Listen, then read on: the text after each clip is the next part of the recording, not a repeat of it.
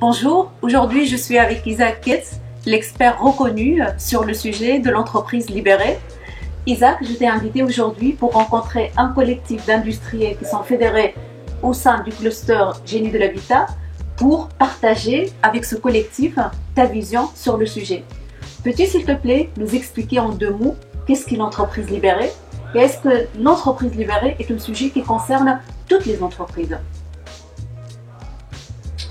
Je réponds par la deuxième question. Ça ne concerne pas seulement toutes les entreprises, ça concerne toutes les organisations. Ça peut être aussi d'ailleurs des offices OPH que le font, les mairies, les régions commencent à y entrer. Et voilà. Quant aux entreprises, la plupart des organisations libérées, ce sont des PME.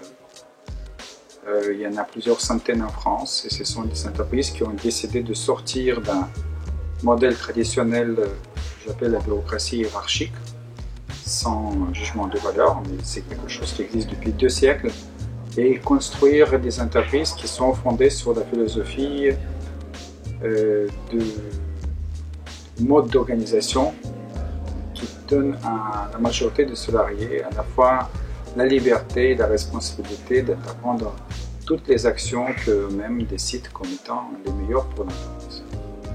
Et est-ce qu'il y a une recette magique pour aller vers l'entreprise libérée? Il ne peut pas y avoir de recette magique parce qu'il n'y a pas de modèle. C'est une philosophie et qui est une philosophie profondément respectueuse de l'héritage, de spécificité, de contexte humain et culturel de chaque entreprise.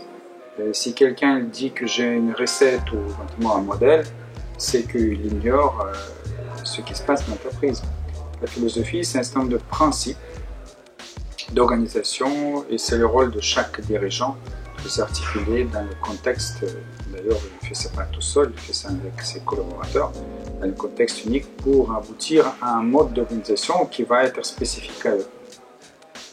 L'entreprise libérée est forcément sans hiérarchie? Pas forcément, c'est pas le sujet, il n'y a pas de modèle. Si une entreprise arrive avec demi-dizaine de niveaux hiérarchiques, construire une entreprise dans laquelle la majorité des salariés sont libres d'entreprendre toute action qu'eux-mêmes décident comme la meilleure, pourquoi pas. Mais généralement, il y a quand même moins de niveaux hiérarchiques.